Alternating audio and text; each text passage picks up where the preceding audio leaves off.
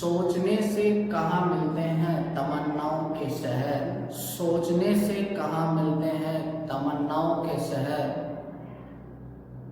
कुछ चलना भी पड़ता है मंजिल पाने के लिए।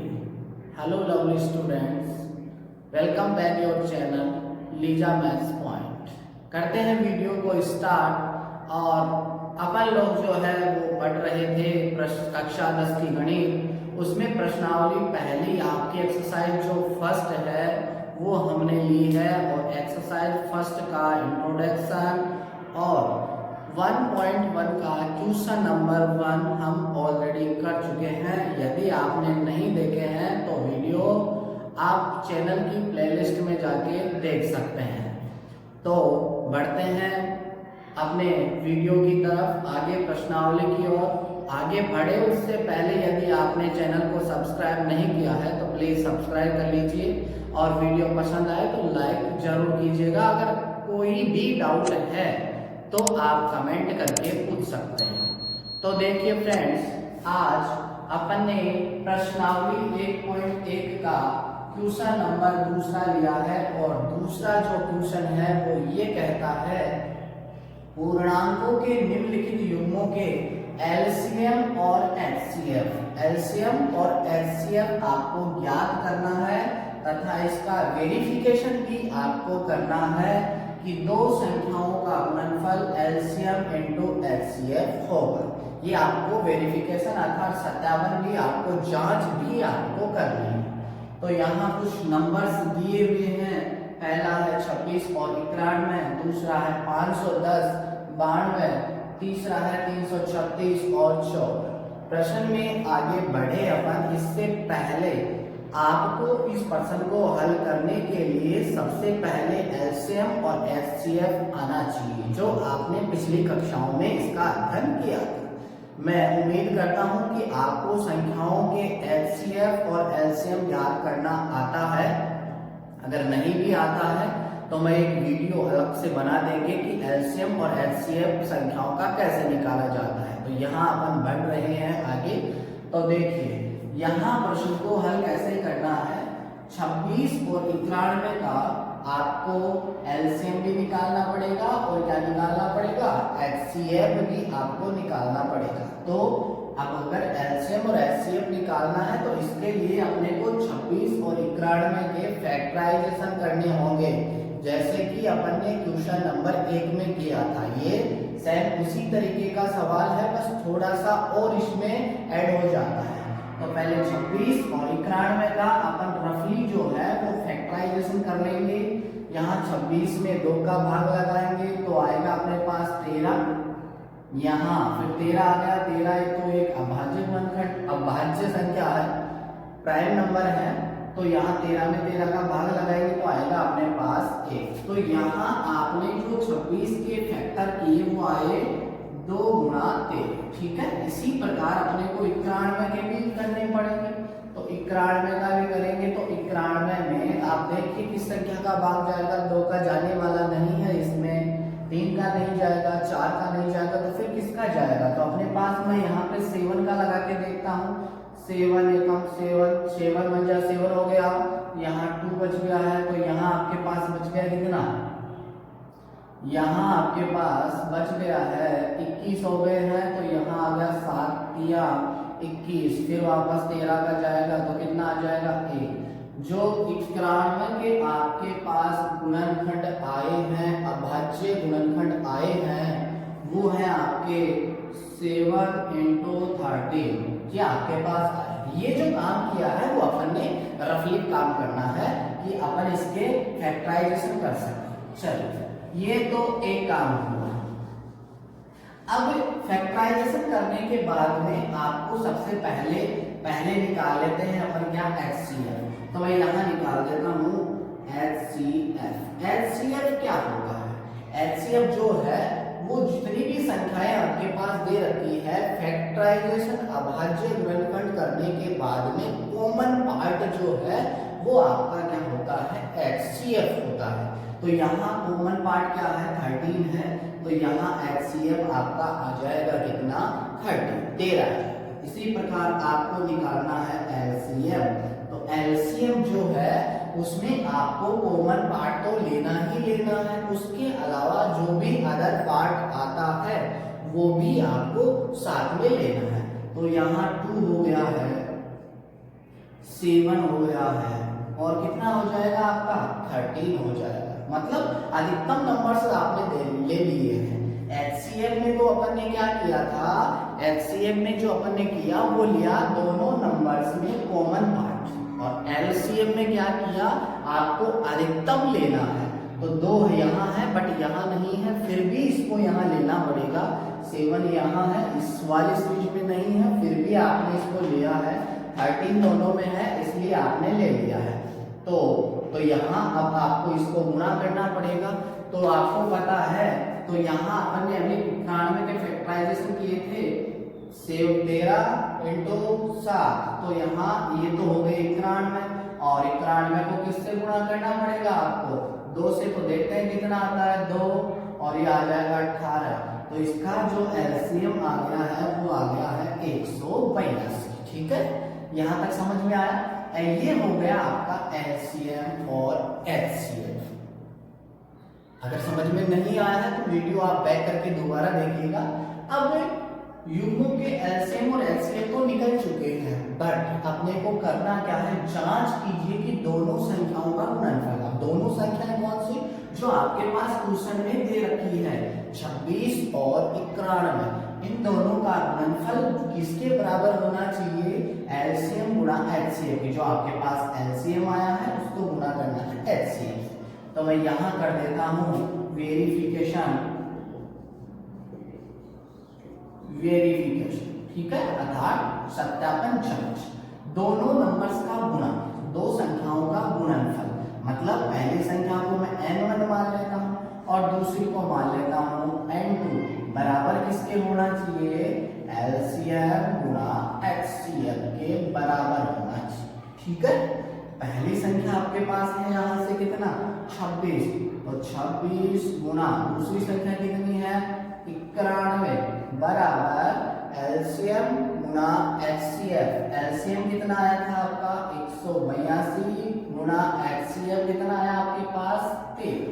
अब अपने को इसको गुणा करना है, और गुणा करने पे ये देखना है कि दोनों पार्ट बराबर आते हैं। अगर बराबर आते हैं तो इसका मतलब आपका वेरिफिकेशन कंप्लीट हो गया है, और बराबर नहीं आता इसका मतलब आपने कहीं ना कहीं गड़बड़ी की है, आपने कहीं ना कहीं गलती की है। ठीक है, चलो, तो यहाँ मैं आपका समय खराब नहीं करूंगा। 10th के विद्यार्थी हैं, आप आराम से इसको गुणा कर सकते हैं।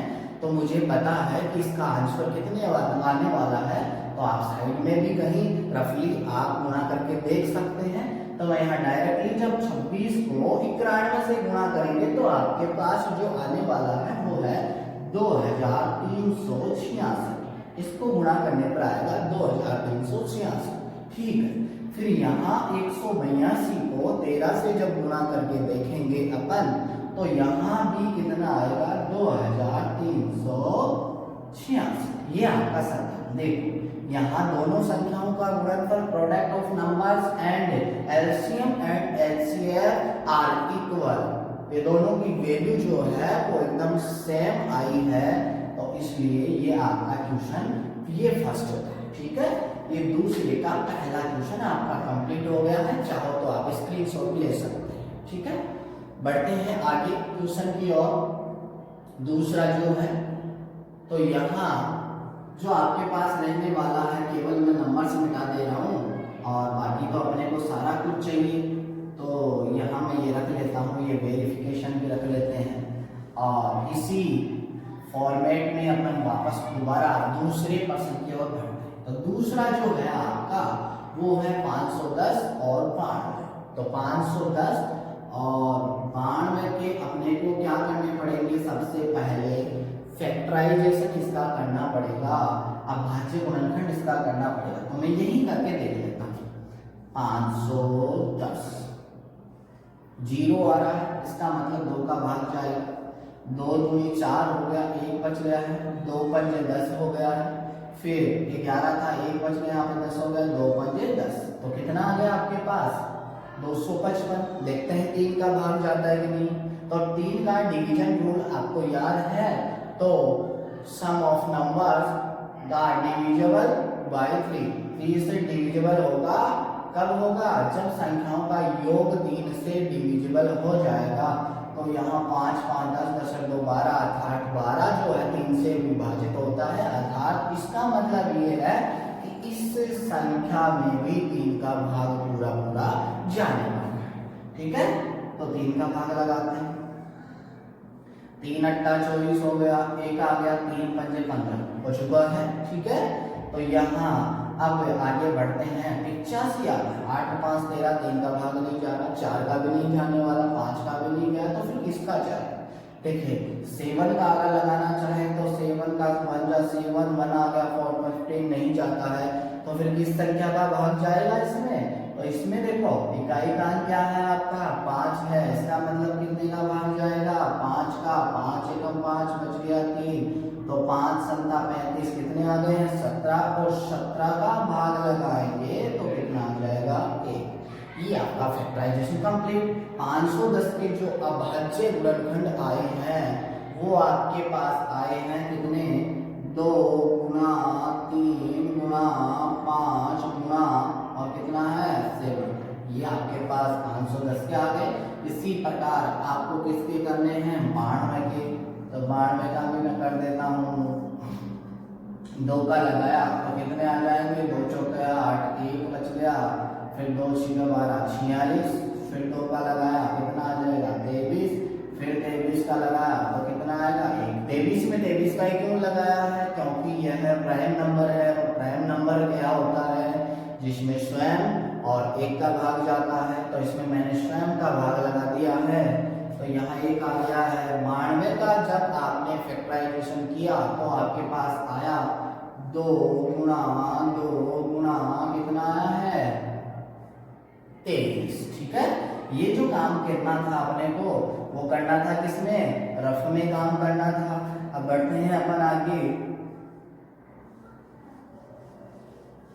अगर दोस्तों वीडियो पसंद आ रहा है, आपके लिए हेल्पफुल साबित हो रहा है, तो प्लीज एक लाइक तो बनता है।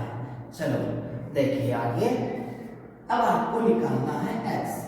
जैसा कि मैंने अभी जस्ट पहले बताया था कि एचसीएफ क्या होता है? Common part is HCF. HCF यहाँ कॉमन पार्ट 2 इसमें है, 2 इसमें, इसलिए 2 को उतार दिया है। और यहाँ कोई भी पार्ट कॉमन नहीं है, कोई भी पार्ट कॉमन नहीं है। इसका मतलब आपका एचसीएफ कितना हो गया है? केवल और केवल कितना आया है? 2।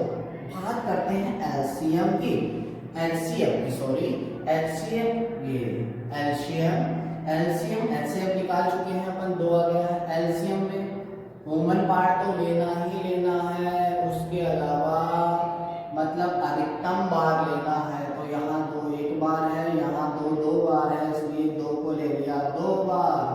यहाँ 3 है बट यहाँ नहीं है, फिर भी इसको लेना पड़ेगा।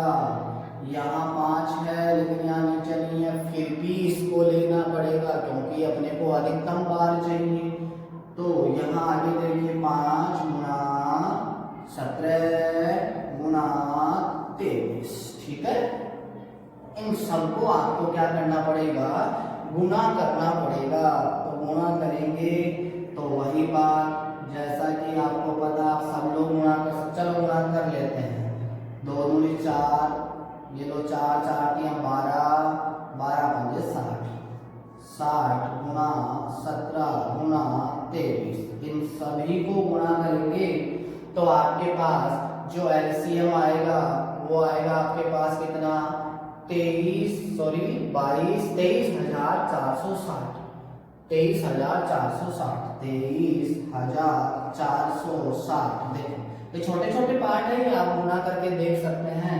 तो आपका एलसीएम जो है वो एलसीएम आपके पास आ चुका है 23,460। चलो नेक्स्ट, आपके पास एचसीएफ निकल चुका है, एलसीएम निकल चुका है। अब आपको क्या करना है? इसका वेरिफिकेशन करना है। तो दोनों नंबर्स का गुना, दोनों नंबर्स कौन से थे आपके पास? 510 गुना 92 बराबर एलसीएम कितना है आपके पास? 23,460 गुना HCF जो आपके पास आया है वो कितना आया आपके पास 2 आया है। ठीक है, अब देखिए अगर दोनों को गुणा करते हैं तो दोनों की वैल्यू जो है वो समान आएगी। तो यहाँ पर इजी ये है, अपने को पता है कि बराबर आने वाले हैं, तो इजी ये है, मैं इसको गुणा कर लेता हूँ। 2 को 0 से गुणा किया 2, 2 छिके 12, 2 चौके 8 और एक हासिल की 9, 3 दूनी 6, 2 दूनी 4, 46,960 आया 23,460 को 2 से गुणा करने पर। और यहाँ भी आपके पास कितना आने वाला है 46,920। ठीक, क्योंकि अपने को पता है कि दोनों नंबर्स का गुना LCM गुना HCF आने वाला है, तो इसलिए मैंने एक ही पार्ट को गुणा करके यहाँ ऐसा का ऐसा रख दिया। चाहो तो आप अलग से इसको गुणा करके देख सकते हैं। ठीक है, चलो बढ़ते हैं। तो केवल आप चाहो तो स्क्रीनशॉट ले सकते हैं इसका।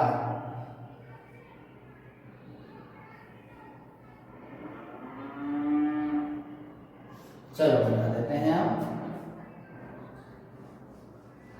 अब देखते हैं इसका पार्ट 3 जो क्वेश्चन नंबर 2 है। तीसरा देखिए, इसका तीसरा जो है 336 और 54 है। तो सबसे पहले 336 के मैं फैक्टराइजेशन कर लेता हूँ। 336 2 का भाग लगाया, 2 एकम 2, 1 बच गया, 2 छिके 12, फिर 1 बच गया, 2 अट्ठे 16, 2 का लगा दिया, 2 अट्ठे 16, यहाँ आ गया कितना 4, फिर 2 का लगा देंगे तो कितना आ जाएगा 42, फिर 2 का भाग लगाया जाए तो आपके पास आ जाएगा 21 और 21 में फिर 3 का भाग लगाएंगे तो 7 और 7 में लगाया 1। तो यहाँ 336 के जब आपने अभाज्य गुणनखंड किए तो आपके पास आया क्या 2 गुणा 2 गुणा 2 गुणा 2, 2 4 बार है, फिर 3 है और फिर क्या है आपका 7। ये 336 के अभाज्य गुणनखंड थे। और इसी प्रकार अपने को आगे किसका करना है 54 का। तो 54 का भी करके देख लेते हैं। 2 का लगाया 27 आ जाएगा, 3 का लगाएंगे तो 9 आ जाएगा और 9 में 3 का लगाएंगे तो आ जाएगा आपके पास 3 और 3 का लगाएंगे तो 1। जो आपके पास आया है वो आया है 2 गुणा 3 गुणा 3 गुणा 3, यही आया है। ठीक है, चलो अब LCM HCF की बात करते हैं। HCF जैसा कि मैंने पहले बताया है, तो HCF जो होता है वो क्या होता है कॉमन पार्ट, इसलिए यहाँ दोनों में कॉमन पार्ट देखिए 2 है, 2 आ गया है, 2 आ गया है आपका, फिर कॉमन पार्ट 3 और है तो 3 भी आ गया है। दोनों को गुणा करेंगे तो आपका HCF जो है वो आपका आ जाएगा कितना 6 आ गया। अब बात करते हैं LCM की। तो LCM में तो आपको अधिकतम लेना है, तो अधिकतम में देखिए क्या करते हैं, अधिकतम में पहले 2 को देख लेते हैं। 2 1 2 3 4 बार है, यहाँ 1 बार है तो 4 बार लेंगे, ले लिया 4 बार। फिर 3 यहाँ 1 बार है, यहाँ 3 बार है तो 3 बार ले लिया। फिर गुणा और क्या बच गया आपका 3 के अलावा 7 और बच गया। ठीक है, इन सभी को यदि गुणा करते हैं तो आपके पास आता है 3024। या गुणा कीजिए, मैं आपका समय व्यर्थ नहीं करूंगा, समय आपको खराब नहीं करना है। तो यहाँ फिर आगे जांच उसी प्रकार से दोनों नंबर्स का गुणा करना है। पहला नंबर है 336 गुणा दूसरा नंबर है 54 और LCM जो आपके पास आया है 3024 गुणा HCF जो आया है वो आया है आपके पास 6। वही पार्ट है, इजी पार्ट सॉल्व करते हैं। एग्जाम में भी यदि अपने पास इजी पार्ट जो अपने को दिखता है उसको अपन पहले सॉल्व करते हैं और अपने को पता है कि दोनों को हल करने पर दोनों की वैल्यू जो है वो समान आने वाली है। ठीक है, तो देखिए 3000 जो इसको 6 से गुणा कर लेते हैं, 6 चौका 24 मैं हासिल की 2 हो गई है, 6 दूनी 12, 12 और 2 कितने हो गए हैं 14 और आगे 0 है इसलिए 14 का 14 ले लेता हूँ। 36 18 तो इसका आ गया 18,144 और इसका भी मुझे पता है कितना आने वाला है 18,144। ये था आपका क्वेश्चन नंबर 2। चाहो तो स्क्रीनशॉट ले सकते हैं। ये आपका क्वेश्चन नंबर 2 था। आगे की सीरीज में अपन लेंगे क्वेश्चन नंबर 3। तब तक के लिए गुड बाय। अगर दोस्तों आपको वीडियो अच्छा लग रहा है तो चैनल को जरूर सब्सक्राइब कीजिए और वीडियो को लाइक कीजिए। और यदि आपको कोई प्रॉब्लम है कहीं पर तो आप कमेंट के माध्यम से हमें पूछ सकते हैं। ठीक है, बढ़ते हैं, चलते हैं, मिलते हैं नेक्स्ट वीडियो में। तब तक के लिए बाय बाय, गुड बाय। और